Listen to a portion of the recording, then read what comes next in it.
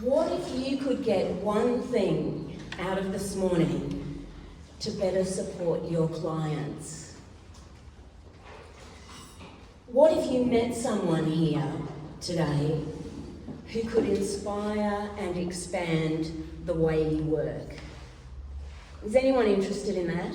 Just pop your hands up if you are. Yeah. Me too. I'm Dr. Alice MacKinnon. Some of you also know me as Sal or Sally. And I want to welcome you to coordinating your client's journey. I'm really excited to be here today because my work encompasses collaboration across sectors and disciplines, strategic planning, program evaluation, right through to running mindful movement classes here at this very centre 6 times a week. And we're also establishing an emotional health and wellbeing hub here at the moment. So I'm super excited to be here today. I've been waiting for this conversation to happen for a long time. I have a PhD in adult learning, and I'm also a qualified surfing, yoga, qigong and fitness instructor. So life has many facets, which is awesome. Before we get started, I'd like to make some acknowledgements.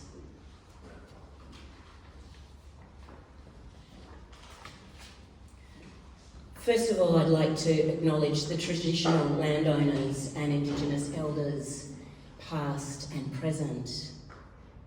We acknowledge and pay respect to the Yugambeh people of the Gold Coast and all their descendants, both past and present. We also acknowledge the many Aboriginal people from other regions, as well as Torres Strait and South Sea Islander people who now live in the local area and have also made an important contribution to this community.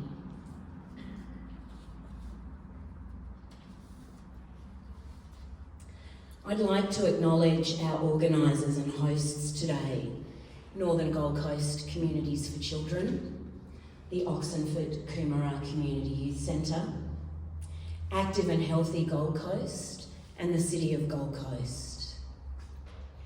I'd like to acknowledge our keynote speakers and our expert panellists who are here with us today. And I'd also like to acknowledge everybody in this room for being here, for caring about your clients, for caring about how we work with our clients, for caring about collaborating and connecting and expanding and deepening the way that we work as a community. Today we begin, we reinvigorate, and we nourish a conversation that extends and strengthens the connections and opportunities around our clients, that helps them return to engagement and participation in their lives and in their communities.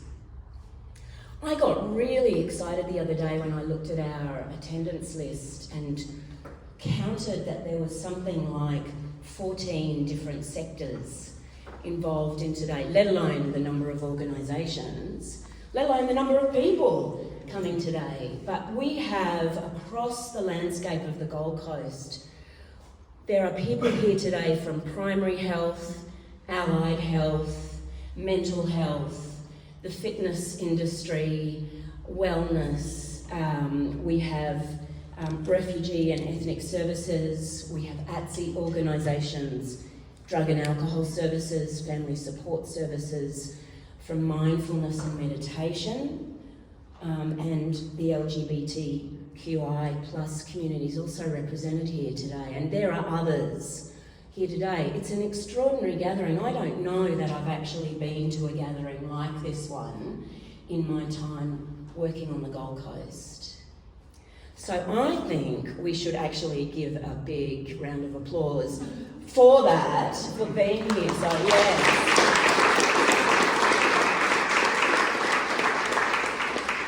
It's a wonderful thing, and our hosts, Active and Healthy Gold Coast, Communities for Children, Northern Gold Coast, in particular the City of Gold Coast and the Oxenford Youth Centre here are surely to be applauded for supporting this type of conversation. We are reconvening after a couple of years of isolation, and it's so exciting to reconvene in a way that is so powerfully creating a new landscape of connection across the Gold Coast for our own work, which is for our clients. Thank you so much for that. Because today is very much about networking and connecting, please feel free when you meet people that you are excited to meet to put their details in your phone. Ask permission first, of course.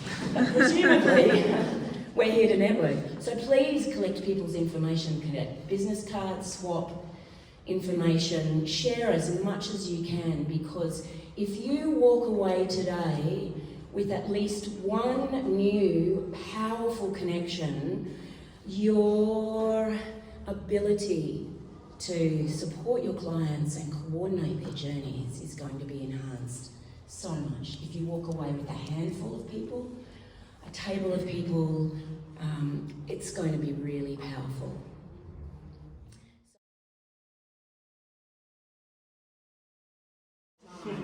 To begin our keynote speakers section, we are so fortunate to have three wonderful keynote speakers this morning. They're going to speak for about 10 minutes each, short and punchy. Lots is going to come across in a short amount of time. And it's my great pleasure to introduce Sam Hughes, who is the program lead for the City of Gold Coast's Active and Healthy Gold Coast Program and Alliance, Active and Healthy Alliance as well. I also have down here that you're the Gold Coast Melbourne Marathon winner. That's your own journey. Yeah, that's right. Anyway, I'd love to introduce Sam to you this morning. She's going to set a really lovely broad context about how this has really come about. Thank you, Sam.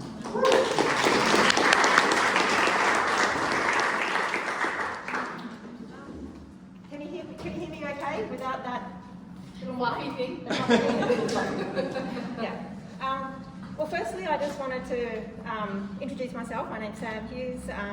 I've been with the City of Gold Coast for 17 years or something like that, which is crazy. Don't hold that against me, but I started the Active and Healthy program. So it's been a really big journey of mine over a number of years. But firstly, I just wanted to thank you all for coming today. I see a lot of familiar faces in the room, which is really lovely to see, and lots of people that I'd like to meet as well as part of this great networking opportunity. It's a really great opportunity to connect with others across a range of different sort of modalities or professions. And in one thing that I've known from my role across the last, 17 years, is that everything that I do and everything that I work hard towards is bound upon partnerships and collaboration with others in the industry and with the community. So everything that I do is vital to partnerships and collaborations, and nothing that we would have achieved as a city, as a program, happens without those partnerships. So I really appreciate that every one of you have made the time, because I know everyone is really busy and hectic in their lives today, to come here and to spend the time to connect and partner with one another as well. It's also really exciting because it's like been 2 years in the wilderness with COVID and everything else, that we're actually finally in a room with one another, sitting next to each other, not with masks on our face, and being able to enjoy the experience of being together. So please really take the opportunity to connect and mingle and chat and take advantage of this wonderful opportunity. It's been great to work with Alice and the centre here, and to all the different partners to bring this together today. So I'm really excited to be here. I'm a very ad-lib type of speaker as well, so I have got a sheet in front of me which I hardly ever refer to stop me from going over time. But the one thing I wanted to highlight, I came across this fantastic quote the other day when I was randomly looking at things, and it just basically is from Michelle Obama, and it was, people who are truly strong lift others up, but people who are truly powerful bring others together. And I think you're all here because the roles that you do and the work that you do is helping others, and you bring others together with one another to make really great outcomes, not only for your clients, but the community. And the beauty of what I've been able to do over the past 17 years is really truly based upon the fact that I work with an industry and I work with people that truly want to help one another. You're in this industry, you work with people because you really want them to lead healthier lives. And it's such, government and policies and procedures and council and everything else can get overwhelming, but the fundamental part is that if we can work hard together to get better outcomes for our community, for people to lead healthier lives, it's a really great area to be in. It's a great industry, it's a great sort of space to be in, and on the Gold Coast I think we're truly blessed to have such a strong industry and to have such strong connections across the city that really enables people to live in a city that values their well-being and values their health. So yeah, so it's really exciting to have you all here today. I'm going to quickly talk about just my journey with the Active and Healthy program. So I started that program 17 years ago through the City of Gold Coast. We're now probably gone from doing a small number of activities in parks through to delivering about 300 activities weekly across the city. We run for 40 weeks of the year, and the program has many facets. We're not traditionally just delivering physical activity anymore. There's the benefits that come from connecting people together, providing opportunities to improve their physical, mental and social well-being is why the program is there. We engage with about sort of 60 to 70 different industry representatives or small businesses on the Gold Coast to deliver the program. And we deliver classes in parks, community facilities, our sporting venues and private venues all across the city. We also run a holiday program and we do lots of other things as well. When I started the Active and Healthy program, we also had this amazing group of people that worked together underneath something called the Gold Coast Physical Activity Alliance. So it was a partnership collaboration that basically started, and I do see in the room people that were involved in that collaboration right at that point in time. And that partnership has been integral to driving forward the outcomes of the Active and Healthy program, but the way that we actually collaborate and work together. Now that entity or that sort of partnership group has evolved over the past 17 years. It still remains, its name changed to the Active and Healthy Alliance, and then that group was incorporated as a not-for-profit organisation in 2014 and continues as a sort of partnership entity that is about supporting and empowering the industry on the Gold Coast to basically enable people to lead more active and healthy lives. So it's something that's been a little bit dormant for the past couple of years with COVID, and it's really exciting through the Active and Healthy Alliance and that partnership networking group that we're able to work with these guys here to deliver this initiative today, and to basically having, hopefully we can move forward with some really great outcomes by collaborating together underneath the Alliance banner moving forward. So there's a few different areas in terms of how I work in partnerships across the Active and Healthy program and with the Alliance, but there's a range of avenues for you all to be involved in with the Alliance moving forward, or the Active and Healthy program as well. Another part of the journey, I suppose, through the collaboration and partnerships that have been really important for not just the Active and Healthy program, but the way that we work together, is that there's a couple of examples of partnerships that I wanted to highlight to you that you can have relevance to your own, the work that you do. And you might refer to clients, but I'll refer to community because that's sort of the space that I work in. So one of the great examples that we've had through our journey is we work with Stu, and Stu, who will be talking later, is a mental health first aid instructor and a whole range of other amazing things. And through the Active and Healthy Alliance, we ran a program that was all about upskilling the fitness industry in mental health first aid training, and about encouraging our allied health professionals to have better relationships with doctors, to refer people with a lived experience of mental health into a physical activity program or service. So there was a whole range of parts that was involved in that particular initiative. But what we did was we upskilled, and Stu ran some amazing courses to our PTs and fitness professionals, yoga instructors, Tai Chi instructors could all participate in mental health first aid training. So we now have an industry that has participated and have more awareness around mental health first aid training. And as a result of that, we've actually now, what I found that most of those that came and attended those courses, and actually not only did they have a better experience around how to manage their clients in mental health, But what we found was that they personally got a great deal of knowledge from actually participating in those courses themselves, and then how they could then transpire that knowledge to the clients that they would see. So what you would find in fitness is that someone might come to your gym or participate in one of your classes, and most of them have a lot going on.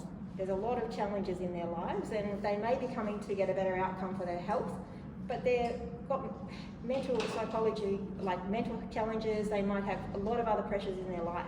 So you as a personal trainer, or you as someone that is connecting with people, really need to actually understand a whole spectrum of things of how to manage your client. So the upskilling through the particular program in mental health first aid enables an industry to have better outcomes and better ways to manage and deal with their clients moving forward. So the program was a sort of, not necessarily something traditionally that the government would do, but it's a really great outcome in terms of engaging the fitness industry, understanding the benefits of partnering, connecting, understanding mental health, and working with others in the industry to get better outcomes for their clients. Now that's a program that's still ongoing, and we actually are working with Stu to move forward and to upskill more in the industry. There's some flyers here as well that will be able to, you can actually get involved in those particular courses that will be coming up in September. But that's sort of one example, I suppose, where you can find a partnership that actually is not traditionally something that local government would do. It's not traditionally that how fitness professionals would look at how they would manage mental health. But bringing it all together has a massive outcome, not only for the industry, but the community who get to engage in those sort of services. Because as you would all know, that while a person with mental health can maybe be treated in a medical space, it's how that person with mental health engages in their community ongoing that really has most of the benefits. So the more connected and engaged they can come into the community, the more that they can be in touch with services and activities and programs that benefit them ongoing, has better outcomes for them long term. So the reason I wanted to highlight that experience or that sort of program is that there's a range of different ways that we can work together. Don't feel that just because you're working fitness that you can't work with allied health, or you can't cross over into mental health or wellbeing or work with a medical service. It's all connected. And all the work that you do on the ground and the work that we do through Active and Healthy is all connected to trying to get better outcomes for our community. Some other examples one other example, because I'll keep talking if I don't narrow it down, is that we do another program that we've expanded, and we've got Tobias in the room. Harmony, that was meant to be here also on the panel, is an exercise physiologist, and we do work quite closely with those guys to deliver better outcomes and programs for the community. But a great example of that is that while many of your clients or people that you will see might go down a medical path, get a 5-care healthcare visit to see a particular specialist, but after that visit has expired, they're sort of left to move forward into the world of managing their health modality, moving forward themselves, or how do they become connected into the community. So the great thing with working with Tobias is that we have a program that is Walk Your Way to Good Health, and the relationship there came through Grant, who's in the room, from Queensland Health, who's an exercise physiologist, finding that his clients basically would have heart surgery or cardiac surgery, spend 4 weeks with him in a clinical setting, then after that, they're basically left to their own devices. Where do they go after that? So for us, it was about working together to upskill our community, which is all our fitness professionals, working in with allied health professionals to ensure that referral process went to someone that was more experienced and could manage that client moving forward. So we have a range of programs now underneath the Active and Healthy banner, which are more specialised, taken by allied health professionals or specialised fitness professionals, enabling a client to then comfortably be referred into a community-based setting and to be able to participate and engage in that service on an ongoing, regular basis. So it's a connection point of working across different industries to ensure the better outcome resulted for the community member, and an ongoing service is offered.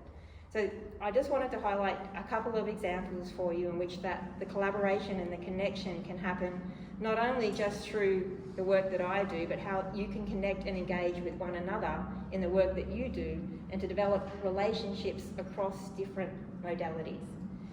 The role that I have at the Active and Healthy, or the City of Gold Coast, the way I see it and the work that I do is that I enable connections. My role is to provide opportunities for people to connect and engage with one another, and I try as hard as I can to make an outcome happen. Here on the Gold Coast we have 2,000 parks, we have amazing community facilities, all these amazing sporting facilities that sit across the Gold Coast, and I want them activated. I want to work with you to help activate those facilities, those parks, to get better outcomes for our community members.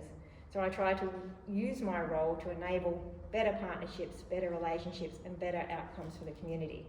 So I implore each of you to connect with me when you can, to see how I can help work with you to get better outcomes for your clients and for the community members, that we all, here on the Gold Coast long term. So please, today, catch me when you can, and to come over and introduce yourself, send me your details, etc., because I'm really keen to try and work together collaboratively with you all for better outcomes for our community. I'm sure I've spoken for more than 10 minutes. Off the cuff and random. But please connect, use the opportunity that's given to you today. Collaborate, connect, and partner with one another, have an open discussion, and leverage off the support that sits in the room to get better outcomes for the community. So, thank you.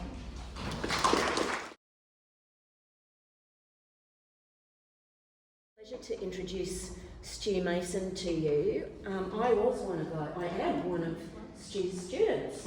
And I did my mental health first aid 6 years ago with Stu and the Active and Healthy practitioners, and I did my update 3 years later, and I'll do my next one this year. Stu actually changed my life around understanding mental illness and mental health issues. And that was at a time when they weren't nearly as much on the agenda as they are now. He absolutely changed my life around that. And in changing my life around that, I have saved people's lives. And I have helped people in so many different ways with a knowledge of what to do. So it's such a huge privilege to introduce Stu to you. Stu is the Clinical Leadership Coordinator, a Gold Coast mental health specialist at Queensland Health. Not very well. He'll do it much better.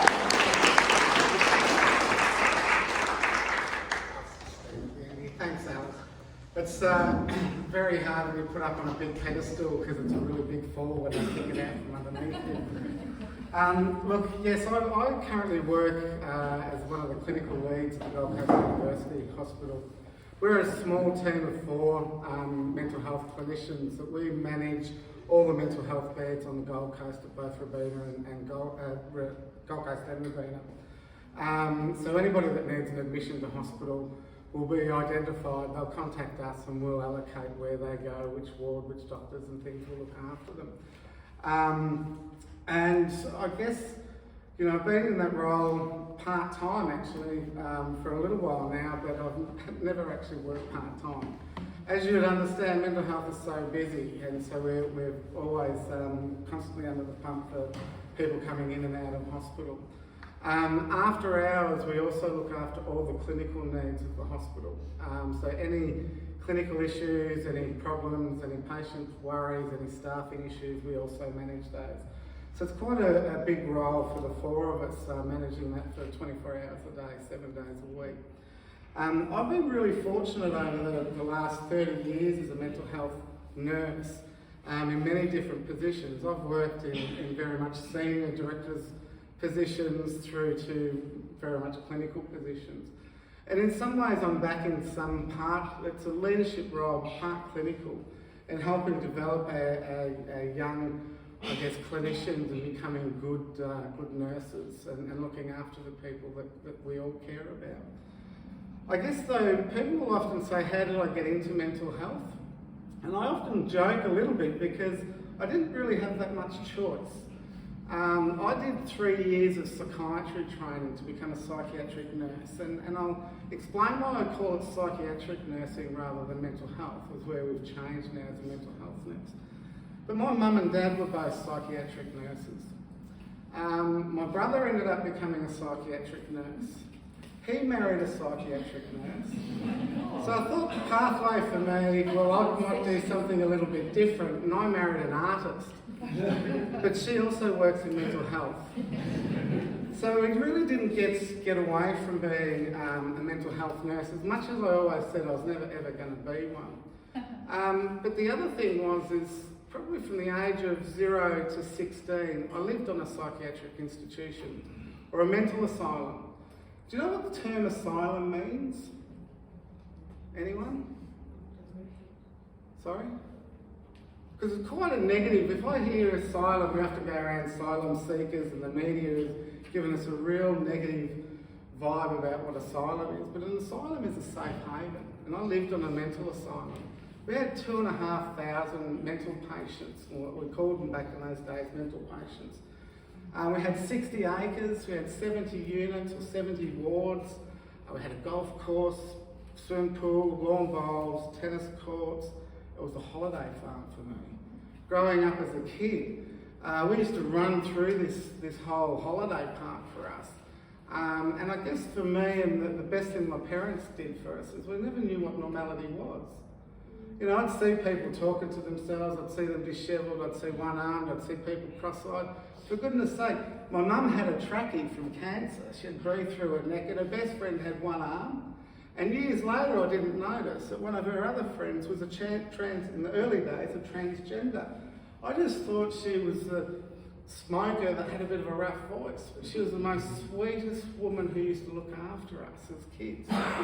So I never knew. We had a big, sort of broad idea of what normality was. When I was bored, I'd go up to the back of the hospital, I'd find Dave, who had Down syndrome, and would play handball. You'd always have someone to muck about with. It was a great place to grow up. And so that sort of was my journey. I don't think I really had much choice. Psychiatry was where I was going. So I became a psychiatric nurse. And back in those days, psychiatric nurses were very much a medical-based model.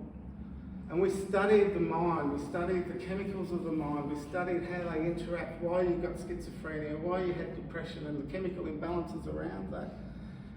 Now we call ourselves mental health nurses, because psychiatry has really changed dramatically over the years, especially in the 30 years that I've been there.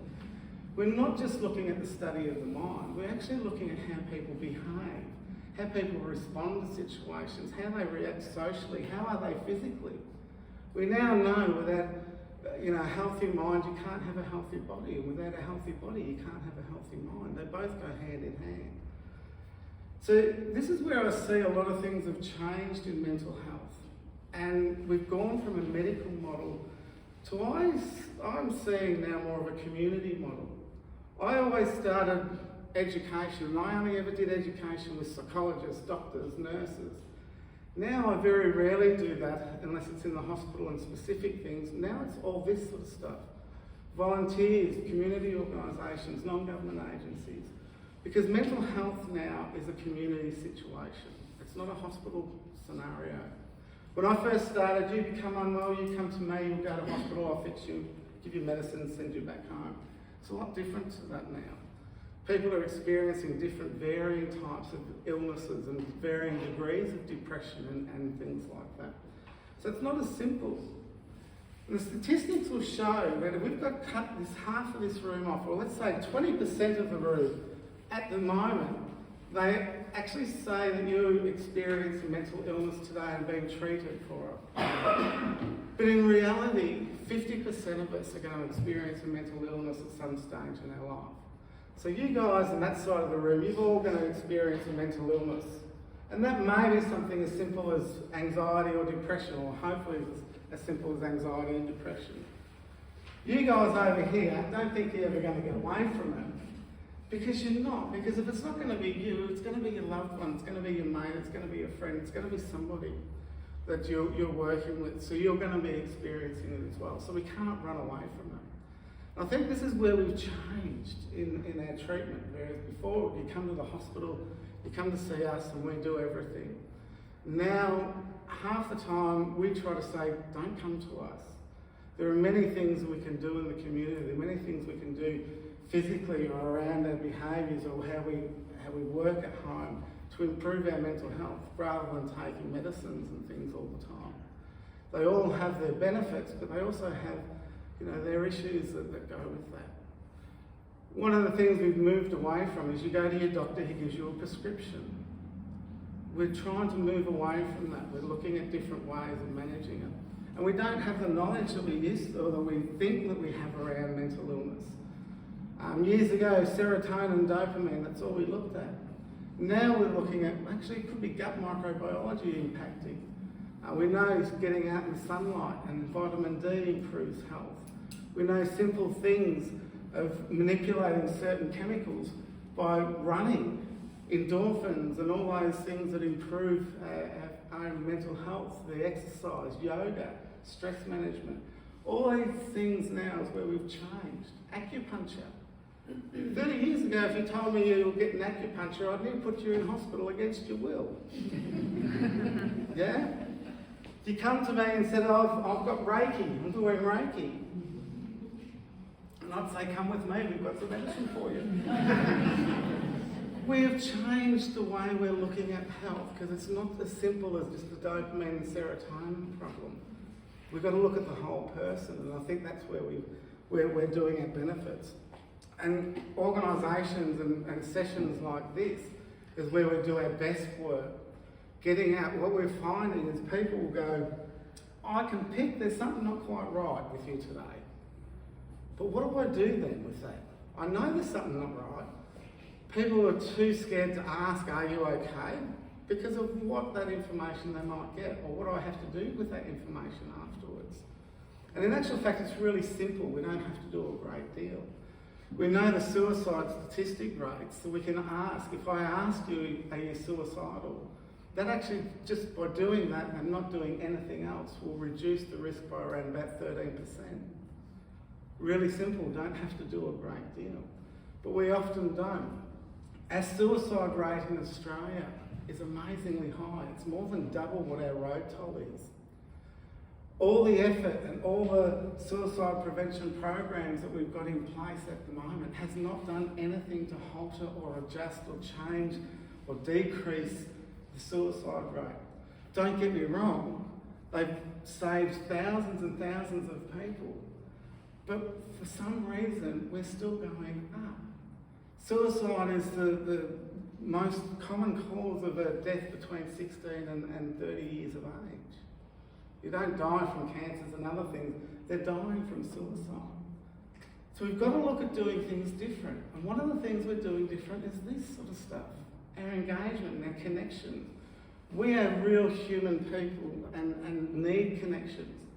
Whenever I see somebody who is depressed, suicidal, often they've lost connections, often they've lost their community around them, their identity. There are so many things that we can do just by community connections that will prevent a suicide, will prevent somebody's mental health deteriorating far better than I can with any of the medicines and other things of psychotherapy that I can do. We're now seeing the value of exercise, seeing the value of the connections for communities will improve people's mental health. Gone are the days where you come to me, come to hospital and we get you well and we send you back home. Now we get you to a place where it's safe to send you back home, and then the rest of the care and the rest of the recovery is done at home with your community around you. So it's really impressive to see people, coming together like this today and making those connections, because this is where we will do our best recovery and our best improvements for people.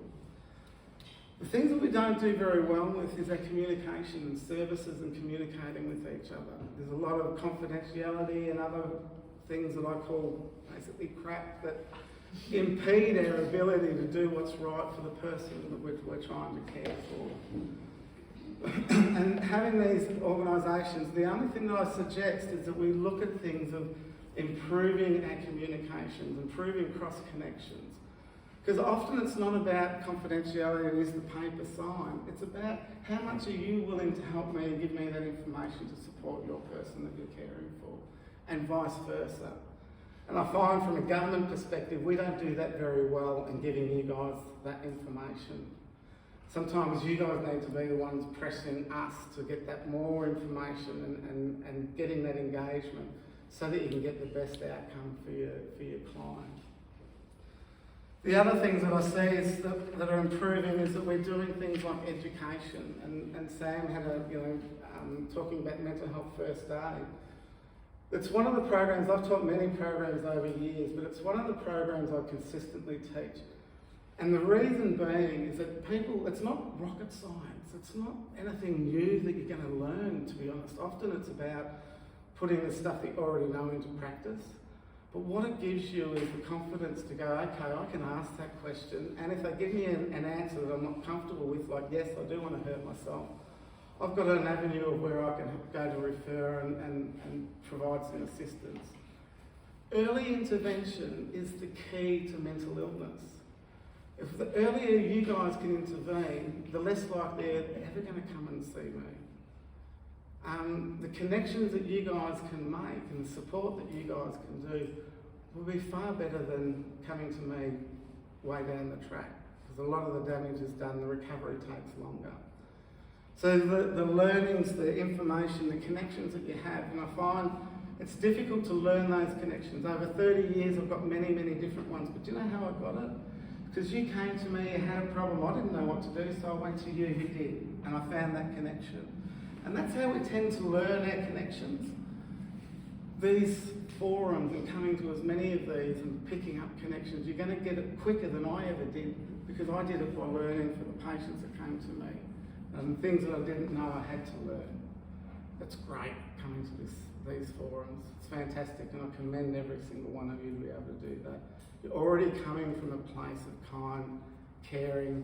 You want to do the best for yourself and for your clients that you're working with. So well done. Commend you all.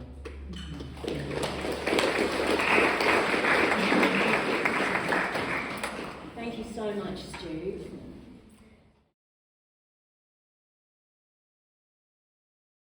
Karen Johns, who is from the allied health area. Karen is a speech pathologist. She has she runs a business called Speech for Kids.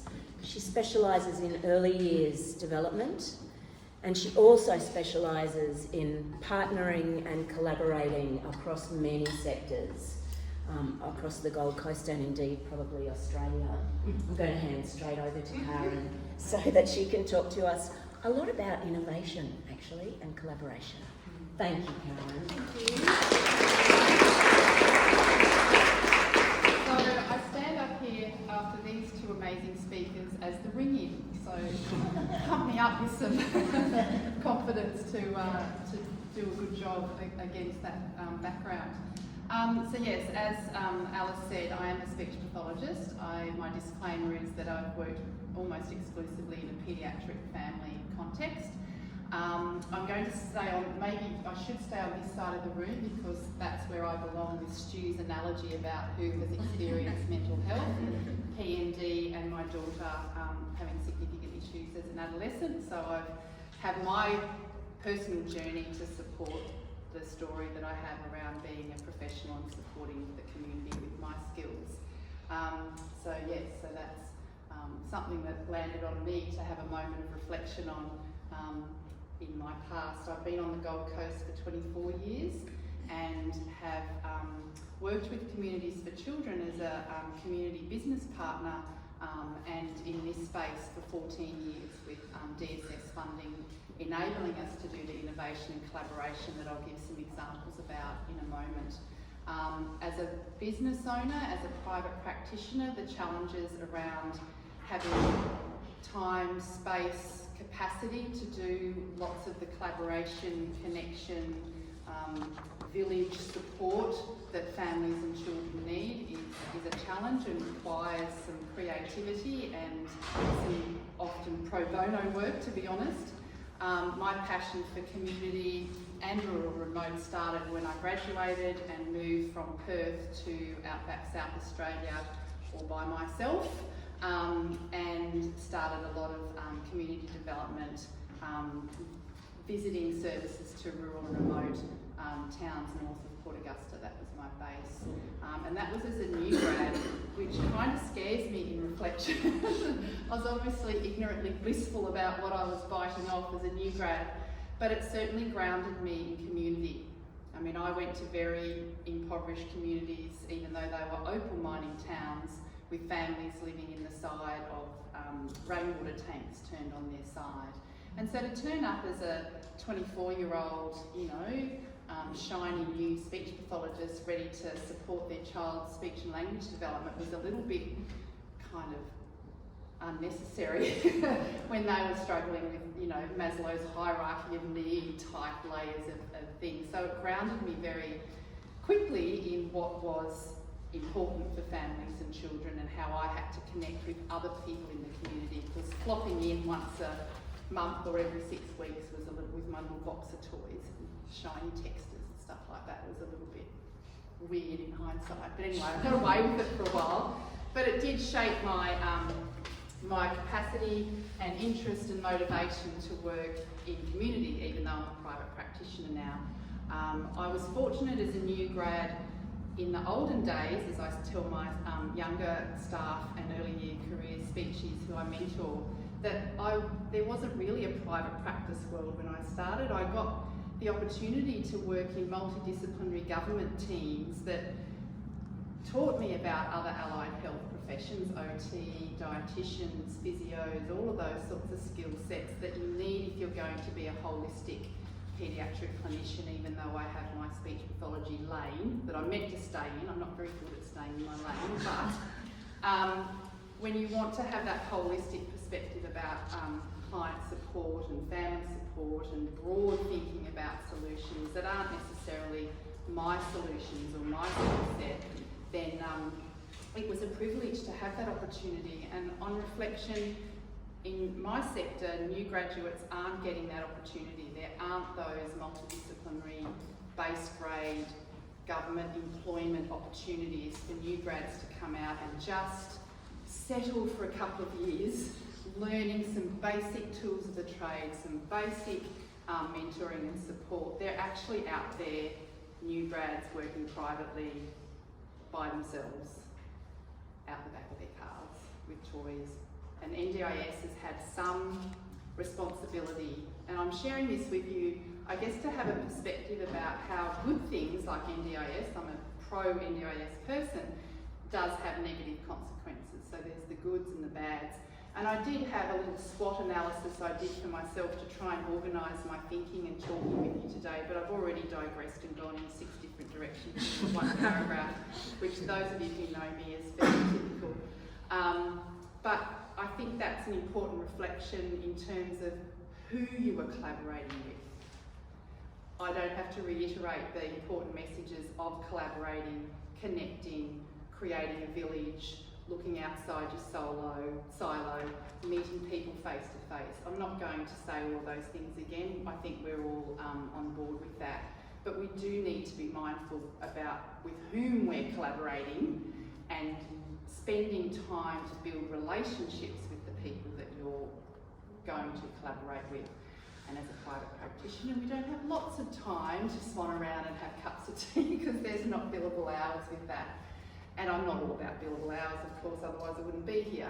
But it is going to be a factor when you're looking at some of the missed opportunities I think we have now in the way the sector is structured with NDIS and an enormous increase in private solo practitioners, or the converse of that is very big practices and medical businesses that are employing lots and lots and lots of people and have a kind of really big business model to it, and the people running those aren't necessarily people who've had a clinician on the ground experience, and they are all about billables, and they're becoming multinational, multi-state.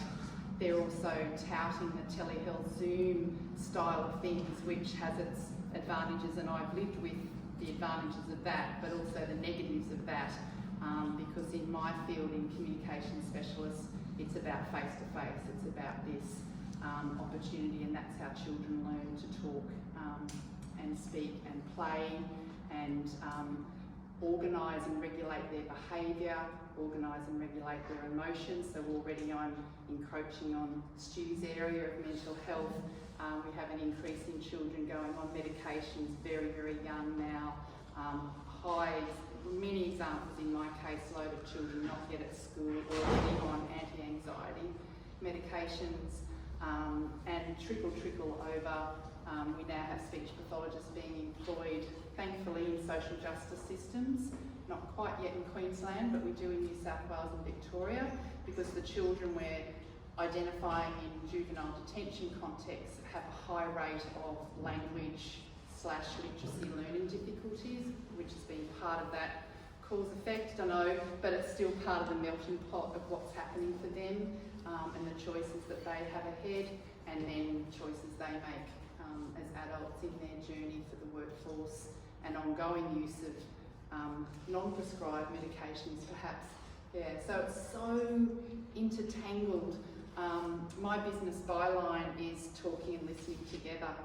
So I think that hopefully gives some sort of context and summary to what we can all be doing. And an example of something, just to follow up on one like Sam gave, of unexpected collaboration, and they're the fun, exciting ones, I think. With the opportunity that my business has been given to offer free services to the community through Communities for Children funding, we developed some activity-based, read and grow, playgroup-based activities that we started here. We then talked to Gold Coast City Council libraries, and they went, oh, we're supposed to do that too, and we do it. Some of us don't like it though. You know, we kind of fight out the back who has to do the child's story at story time, and I'm going back about 15 years now. And so we did a collaboration, because that's our role as well, story time and supporting children to enjoy books, and parents have conversational reading sessions, that type of thing.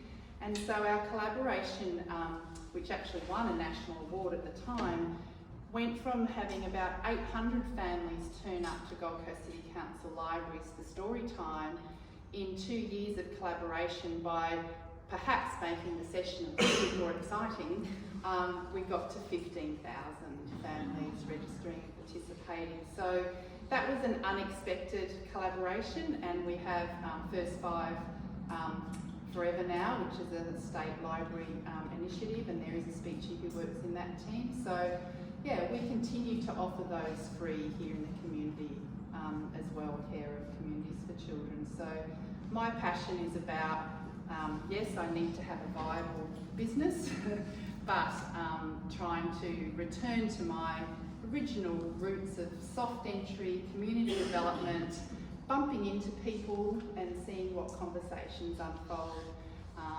And in fact, just as a little aside before I finish, my rural and remote world has come full circle, and as a result of COVID, long story short, care of Cap sitting over there, I have resumed and have for 2 years supported the community in far north Queensland called Whipper.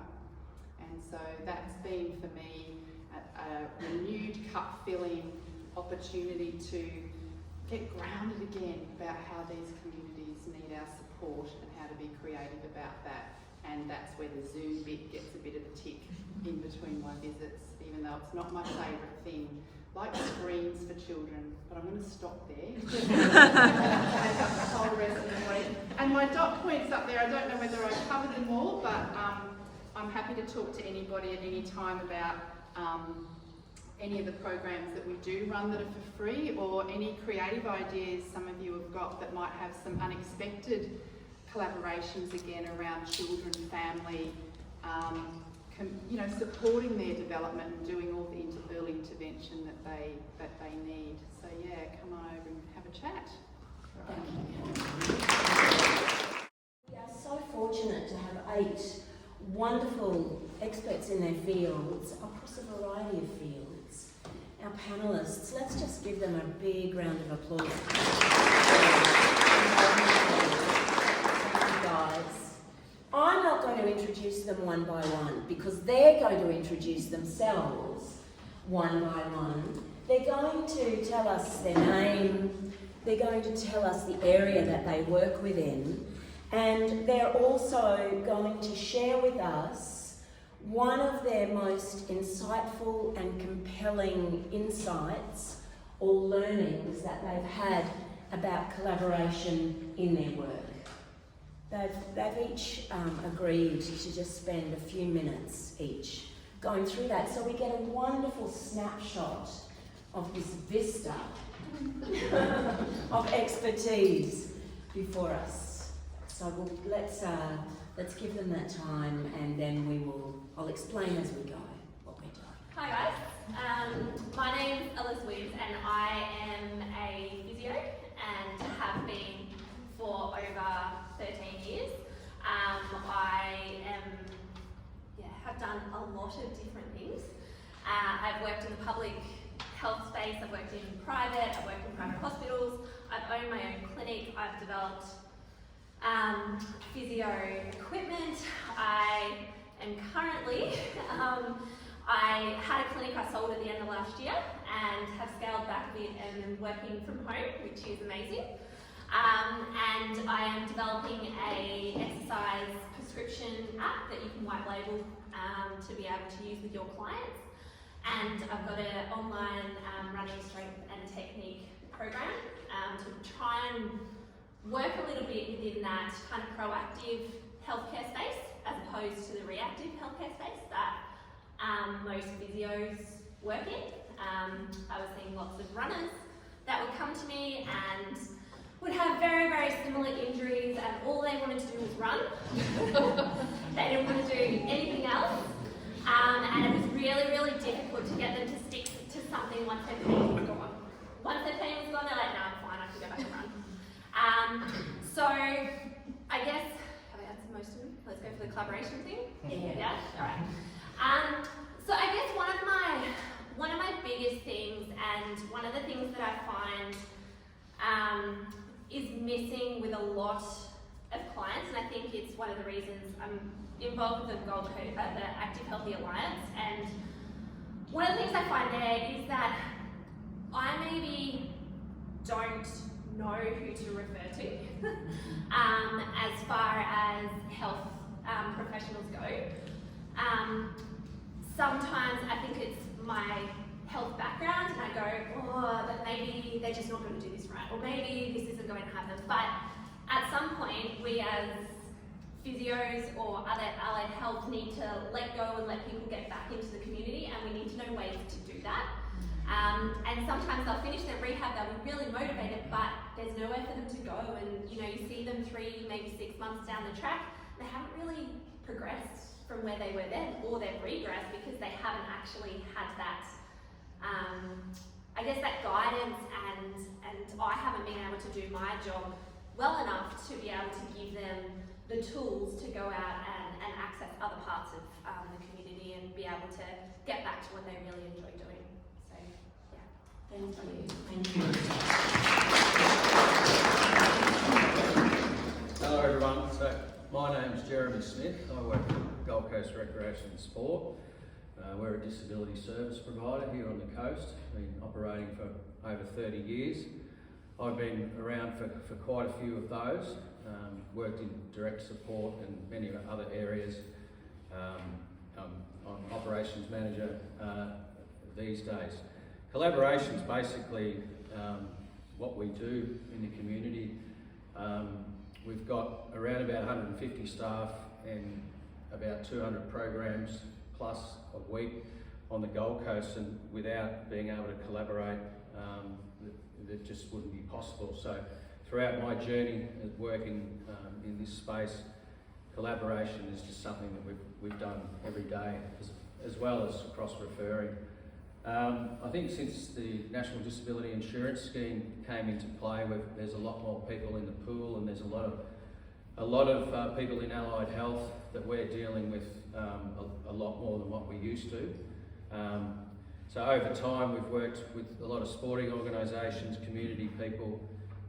We have a lot of staff, but we can do so much more because of the collaborations that we have in the community. There's some people in here, in this room, that I work with in different spaces, and that allows us to provide a lot more programs. But also, individually with people that we work with without having all our speech therapists, physiotherapists, our OTs, all the people that have come into the space, we wouldn't be able to work together with them to get really good outcomes for those individuals with disabilities. So there's a massive importance with cross-referral and collaboration, but I just wanted to just speak about something. I mean, we've achieved so many things over time, as we have with many people in the room, but just a recent story I thought was pretty relevant. We had a young man with autism that went home one weekend and he decided that he was going to pack his bags and sleep out on the veranda and refused to go back inside. And he'd said to his mother that he's been told he's never going to be able to live at home all his life, so he's going to live out on the veranda until someone came and collected him, and whether that would be an ambulance or whatever that may be. So he ended up in hospital that weekend, and we received a call early on Monday morning, checked the answering machine, and we were presented with that. So as a team, we reached out to the family and had a team of staff throughout that week go to the hospital. We were able to communicate with doctors, we were able to communicate with physiotherapists, with social workers, all the various people within the hospital. We were able to provide the support for the person with autism, but we were able to collaborate with a whole wide range of people to be able to get this young man back in and actually participating in the community again. So this has all happened over about a month period, and he's back in the community participating. He's now seeing a GP a lot more regularly. He's got more psychologists on board. He's been involved in OTs. He's now got behaviour support in place more so, and his NDIS funds may change. And the only way that's happened is because of cross-referring and collaboration in the Gold Coast community, and that's, I think, what we're talking about today. So I thought it was pretty relevant to share that story. Thank you.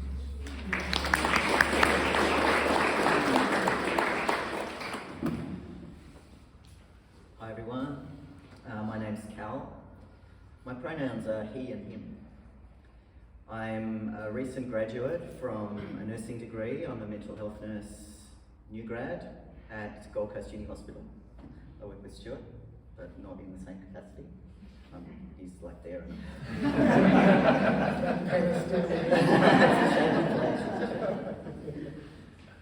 In my past, I have been a professional photographer, a professional artist, an educator, teacher. But I'm not an expert. I'm not here representing any particular organisation. What I'm bringing to today is hoping to bring some education around gender diversity. These flags here I brought, I know the organisation that I work for, I'm getting shaky easy. The organisation that I work for has recently had an Inclusivity Day, and I say thank you for that, and they have lanyards and little cards that we took to our wards. But we had no staff training, so basically we have these fantastic cards, but no education. I'm just going to sit down, sorry. So what I would like to bring to today is, for all of you who turned up today, the professionals that you are, if anyone needs any education or places to go around how to educate yourself around transgender issues, because you will come across transgender people, how to minimise harm in your language, where you can go to educate yourself for suicide prevention, alcohol abuse, homelessness, all these things. Gender diverse people experience a very high rate of violence, discrimination, homelessness and alcohol abuse, very high attempt to suicide. So that's what I bring to today.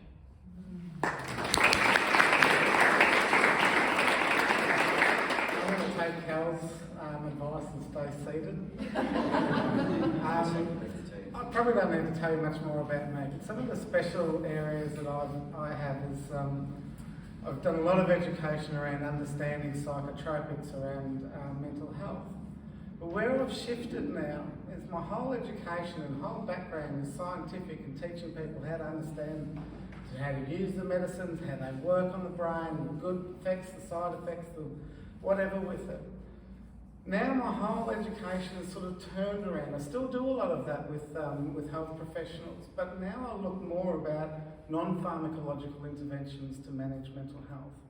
And there are so many practical things and so many stuff that you guys actually do every single day that you may or may not be aware of actually improves, stimulates these type of receptors to get them going and to improve people's mental health that doesn't require medicine, doesn't require seeing me, doesn't require seeing a doctor.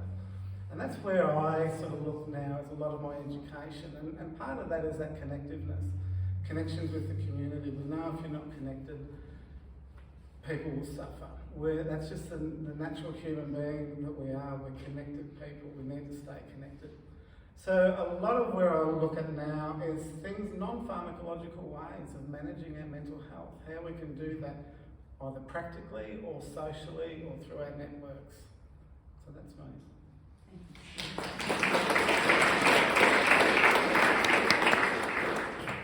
I'm going to stay seated because I'm tall enough to sit here. And I'm going to apologise also to those people that were sitting at the table that's already heard my introduction. I've been fortunate but unfortunate. I'm the only exercise physiologist within the Gold Coast Hospital Health Service. I'm a strong advocate for our profession and put my finger in multiple pies. And to my table before, I said I need to start withdrawing my finger from some pies.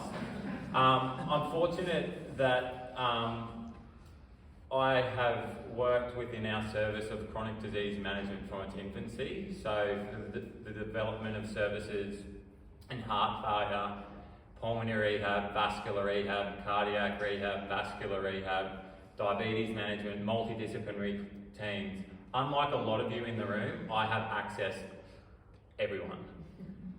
In the room, on the floor, by email, by phone. But I appreciate there's people like my wife at home at the moment in her own little private practice, which is really quite isolating. And in that environment, it's often particularly difficult to influence client outcomes as grandly as when you have people around you. Now, the most successful things that I've achieved within my career haven't been alone, and the greatest client outcomes I have achieved haven't been alone.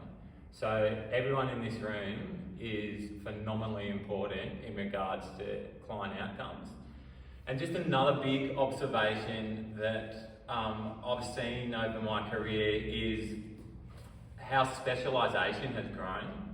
And I think now we are so much more specialist. You've got a specialist for your knee, you've got a specialist for your ankle, and you've got a specialist for your hip. You've got a specialist for the diabetes, and you go to a diabetes clinic that will focus all on the diabetes, but you've also got heart failure, COPD, and emphysema.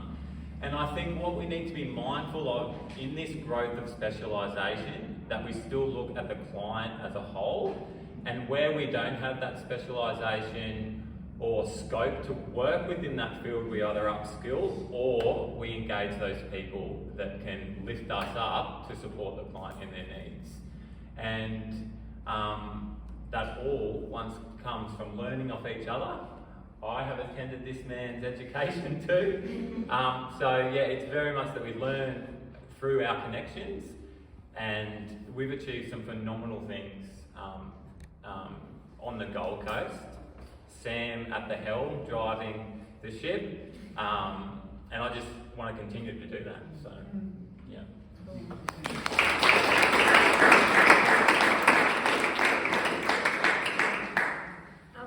We probably don't need to talk too much more. I suppose the one thing I wanted to bring in terms of the collaboration, and in the room today we have you have a lot of government organisations, you have community health services, you have a lot of allied health professionals as well. But for me, and the collaboration space that I love to work with is very much in the fitness and the sort of the recreation and sport arena.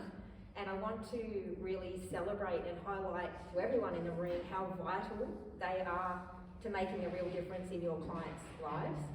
That the strength that exists on the Gold Coast, that we have in terms of that industry is absolutely massive, and it's grown really hugely over the last probably the last 6 to 8 years.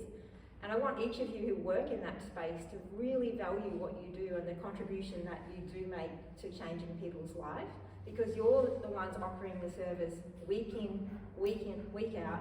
You're the ones that they're connecting with as well, week in, week out, that make a true difference into their lives, how they change their behaviour, and how they actually live a healthier life every day.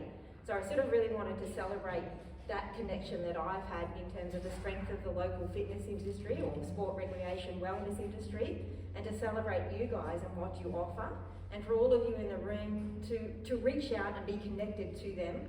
They're qualified, professional, amazing humans that offer amazing services, and they really can help that holistic view of wellness for your client. So as much as we have a huge amount of talent in allied health professionals, there is a whole army of amazing people that exist on the community that are there for you to connect with, that can help that journey. So for me in my role, it's that industry and that connection that really has so much to offer. And I'm really thankful that I have a number of them in the room today, but also please understand the value that they will offer your clients and the community as well. Can I just second that? Essentially, we've got people in the room that are turning kids into adults that I don't have to see within my programs, which is awesome. And we're turning adults into people that self-manage much better, that I don't have to see them within our programs also. So across the full spectrum, everyone is important. And if I don't have a job, that would be awesome. I will never have that circumstance, but I know that's what we just should all be striving towards.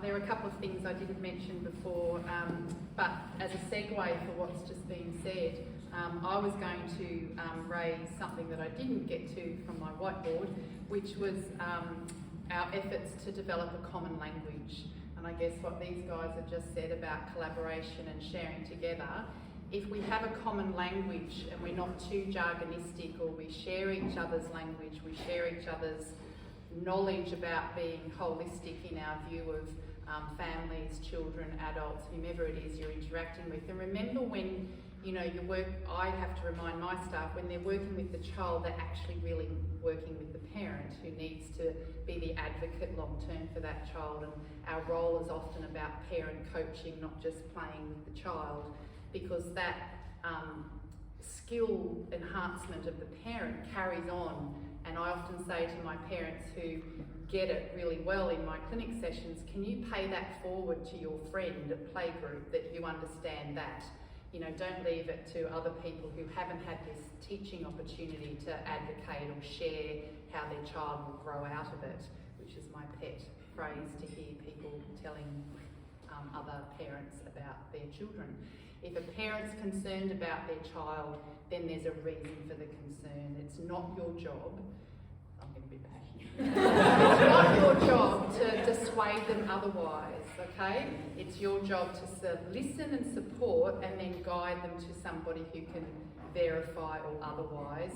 And like I have had jobs where I unemployed myself because I did do the job of teaching the people that I was working with how to do my stuff, because it's not rocket science. So that was pretty cool.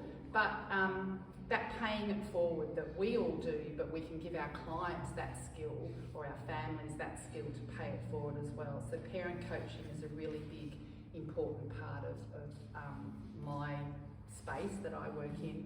And the common language work, in terms of an example of innovation that COVID crushed somewhat, is I chaired a group for 10 years called Great Start Early Years Partnerships, and this is the booklet that we produced that is actually a hard copy representation of an early years example of this, where we collaborated for 10 years across all agencies, and we developed a common language. And one of the most exciting outcomes with my speechy hat on was that anybody and everybody who participated in this full-time, part-time, or by virtue of just receiving our resources, knew that the tagline red flag is 50 words by 2. And if none of you have heard that before and you're you're going to be grandparents or aunts or uncles or something, then that's a very speechy specific 50 different words by 2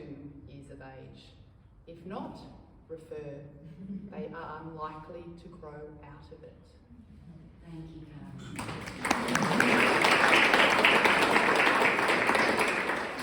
Well, I'm certainly following in greatness, and thank you all for everything you've shared. I'm Leanne. I'm a soft tissue therapist based in Miami, also a meditation facilitator and a mindset counsellor.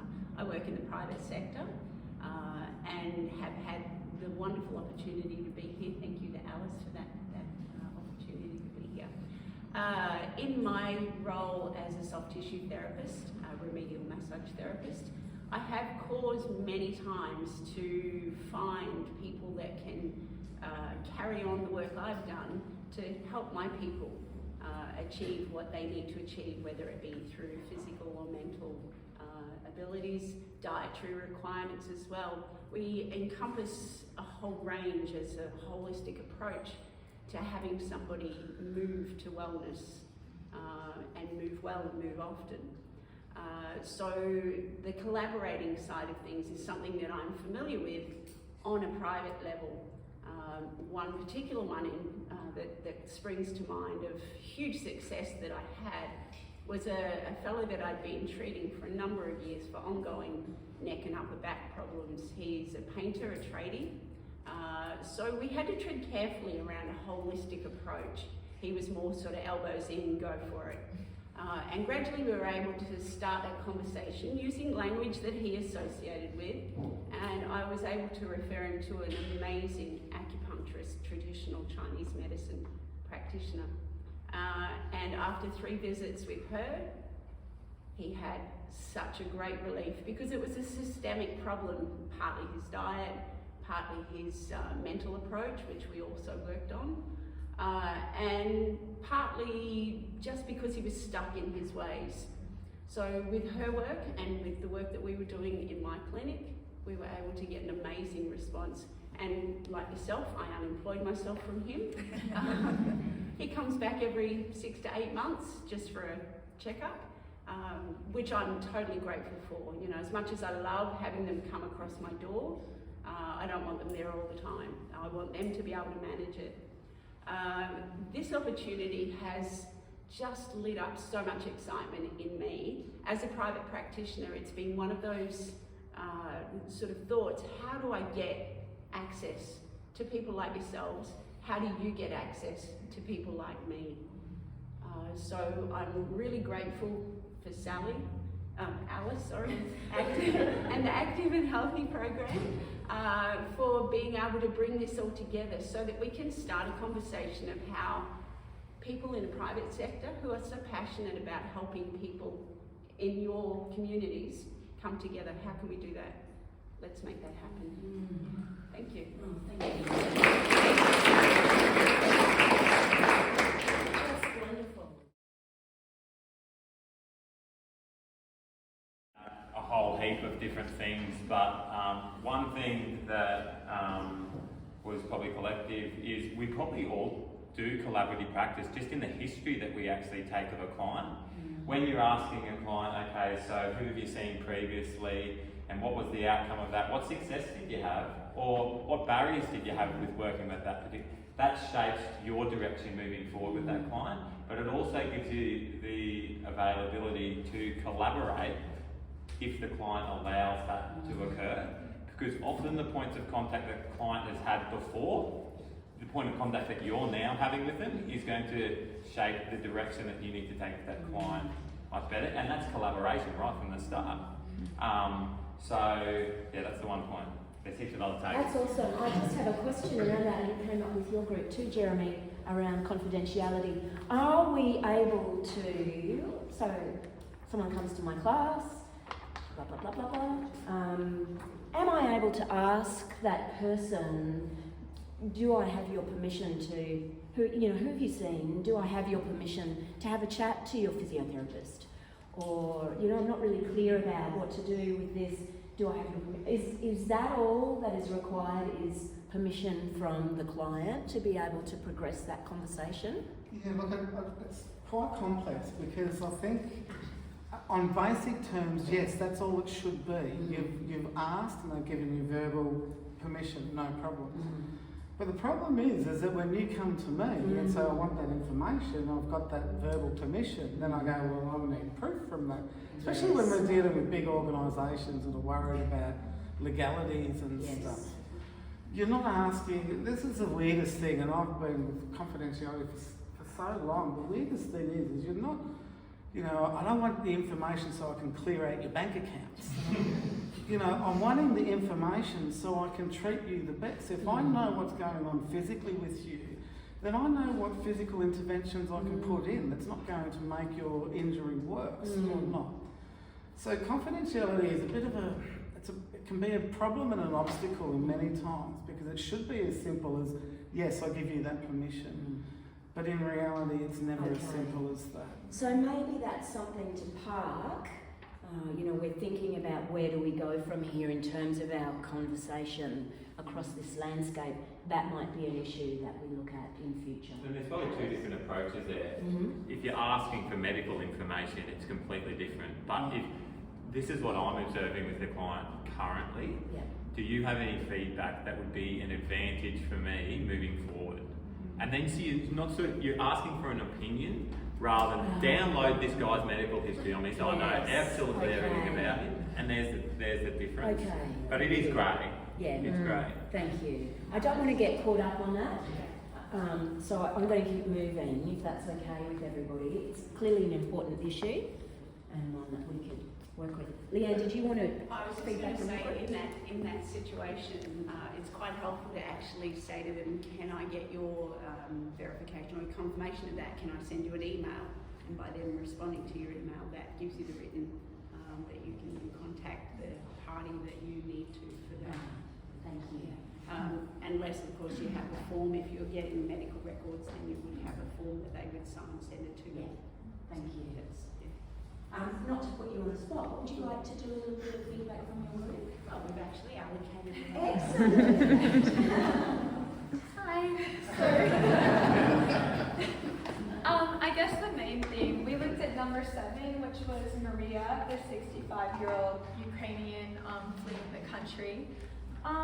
The main thing we wanted to address with all practitioners was to approach her compassionately.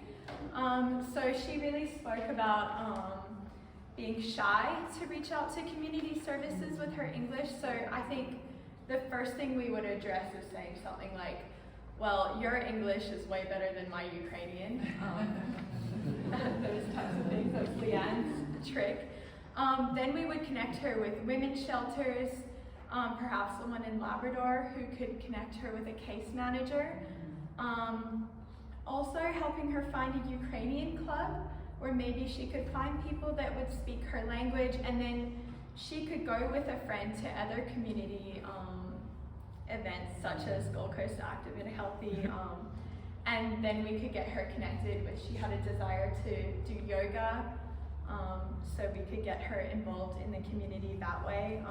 And then we would look at medical services such as remedial massage, looking at approaches for PTSD like Tai Chi, just really a lot of different community connection through nutrition as well, GPs, yeah, really getting her involved in the community. Thank you.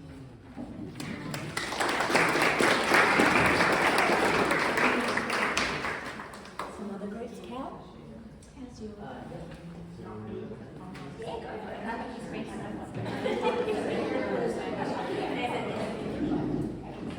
Pretty sure we're going to get the shakes again.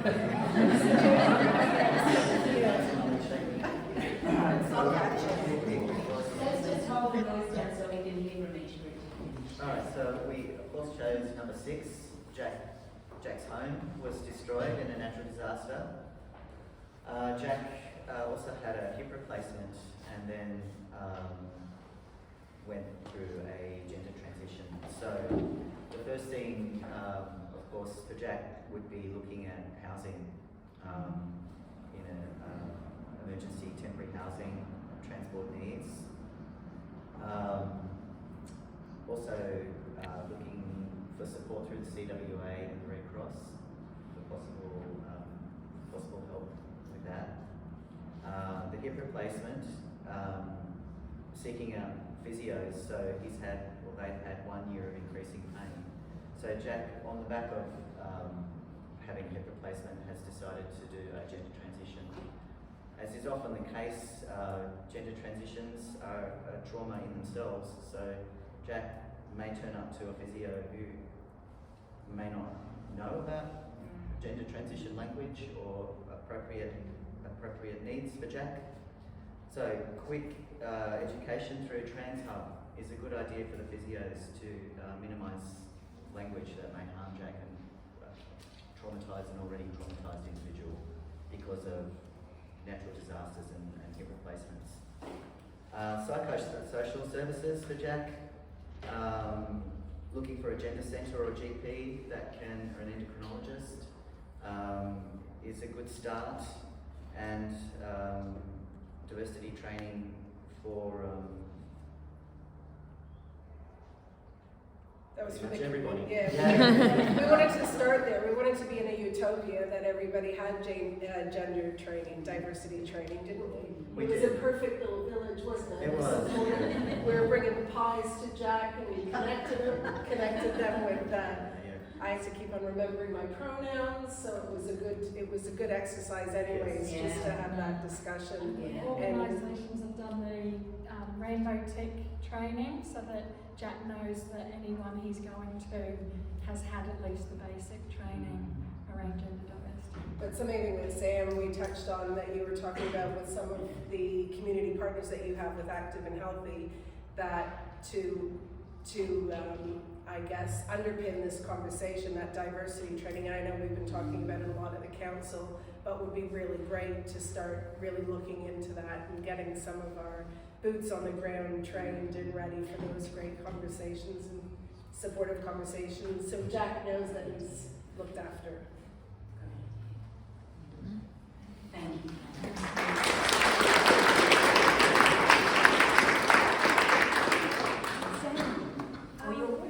So we started with a scenario, and I probably manoeuvred the scenario around a little bit. The scenario we had was with Susan, but the thing that we sort of got to was around the NDIS, and we have a very mixed bag of professionals around the table, art therapy and exercise phys and recreational centres, etc.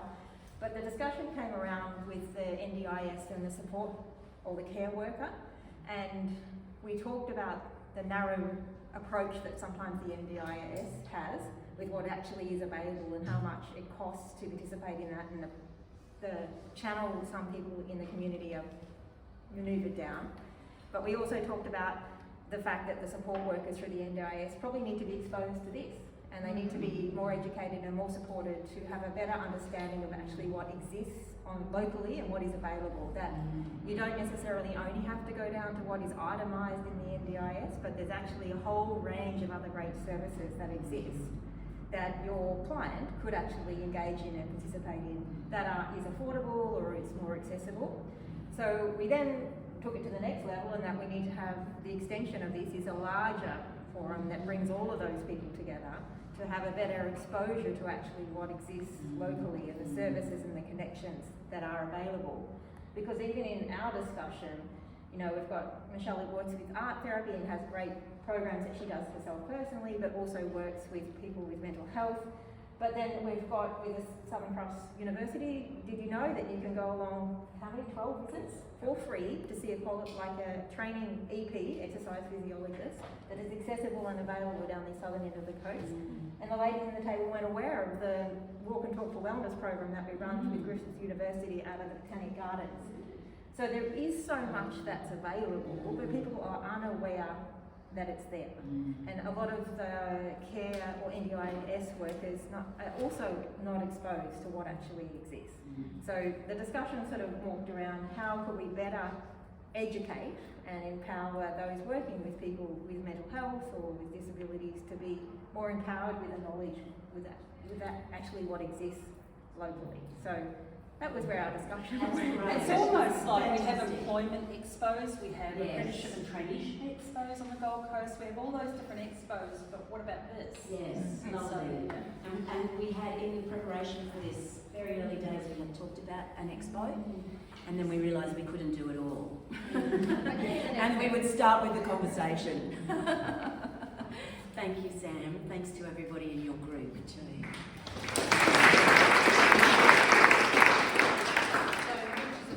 Segue to that. Yeah, I was going to say, Sam just stole everything I was going to say. I'm going to try and reword it now. So we also looked at Susan as well, who is a woman in her mid-40s who struggles with anxiety, PTSD and diabetes as well.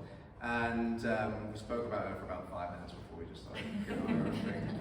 But one thing that I definitely have realised after looking at her story is that the importance of the collaboration side of things. You know, there's people at this table here who work in businesses or who have their own businesses where they've already got that network of different professionals that they could refer people to.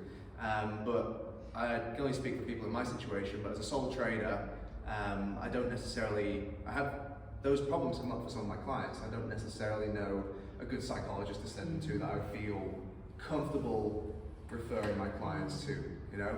I also don't know how the NDIS side of things works and how that could potentially help some people that may really benefit from what I do or what guys like Mick do or ladies like Kim do.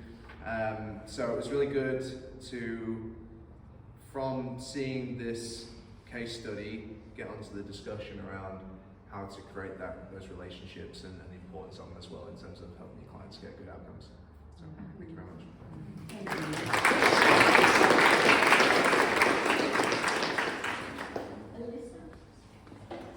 Alright, so Susan was very popular today. So we chatted about two, and I'll probably just briefly kind of go over the two of them. I guess Susan, for us, like one of the biggest things is that she got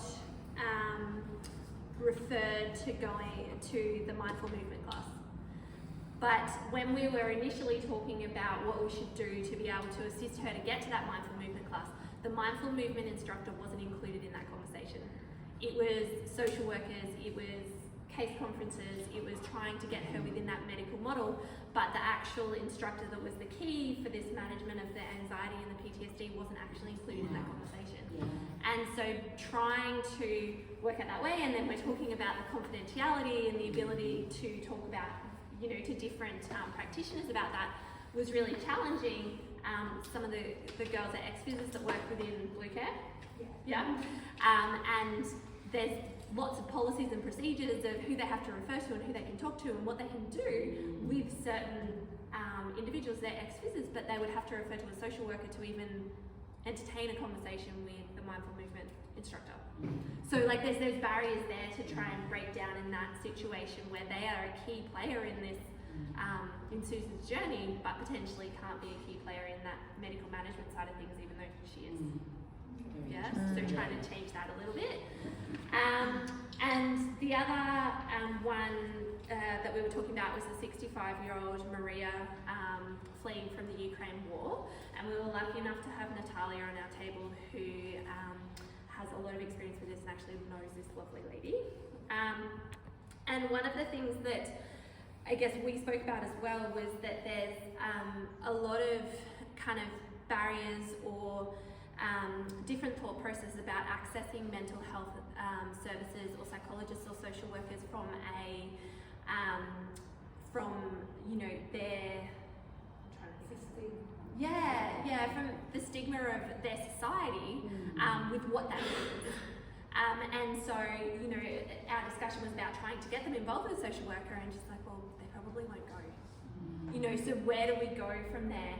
And how do we put her in contact with people that can actually help her in that mental health space without having that stigma or that barrier there? And you know, there's lots of really good organisations in Southport in Brisbane as far as the multicultural family services that they can access, and this is very much out of my realm. I don't usually deal with this stuff, so it's really interesting. But the other thing is, you know, for people that potentially have that stigma associated with it, getting in contact with people like Alice that have that, you know, mental health side of things within her scope, but does a mindful movement class that potentially can incorporate some of that, both of those aspects in it without actually having to say, I'm going to a psychologist or I'm going to a social worker, to be able to deal with some of that grief and to give her some connection in the community. Thank you. Great.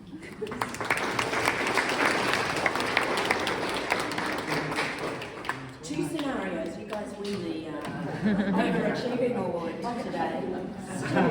We did do two, but we've already, the guys up the back have already covered one of the ones, the mental health one. So we'll go on to do the last one, which was under the prize.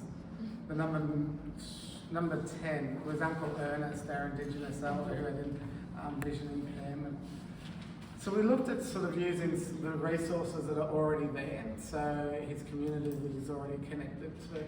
But one of the things we spoke about, and probably similar to you guys, is that it's not so much understanding the difference in culture and how to manage different cultures. It's actually about being kind and curious. And then you get to understand the individual and how their culture affects them as well. So getting to understand the individual and using the resources that are around, and certainly, you know, Colwyn have many resources that we can access, including for this gentleman here, medical resources as well as community resources to be able to get him to programs and to even support him during those program times is important. So again, I think for us it came back down to not so much being totally culturally aware, but just being kind and curious to be able to understand that person's journey. We all have different cultures, we all have different sub-parts to our culture, and my wife's a very strong Catholic and I'm probably an atheist. So, you know, to manage both of us, the same culture is quite different. So we say get back to understanding the person that you're with and providing, I guess, individualised, holistic care to them. Thank you. Anything else? Thank you, Stu.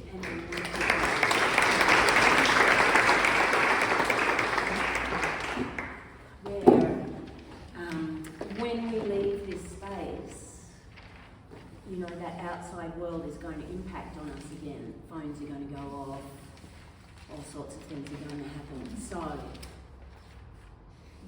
let's just take a minute where you're sitting to feel your feet in your shoes. If you need to wiggle your toes, do. Feel your feet on the ground. Take a nice deep breath. If you want to close your eyes, you're welcome to. And just take a moment to think about one thing that has really landed for you from this morning's conversation. One thing, one intention, perhaps we know the power of intentions, that you will take out of this room with you and put into practice over the next 60 days. One thing. Yep.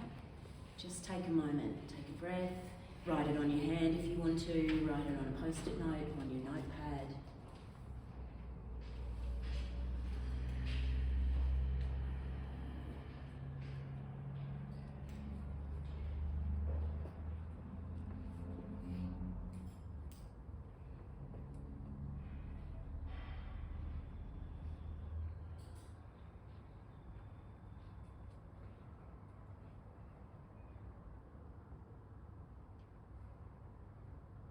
And now take another deep breath in. Let it out.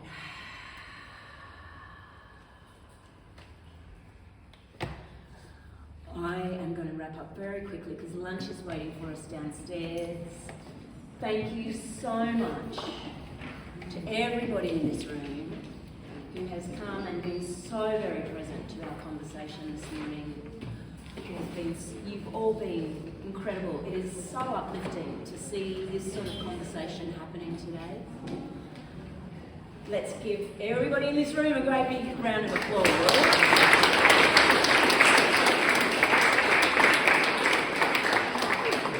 Thank you so much to our panellists, our 8 wonderful panellists who have just stepped up and given freely of their expertise and their time. Thank you guys very much.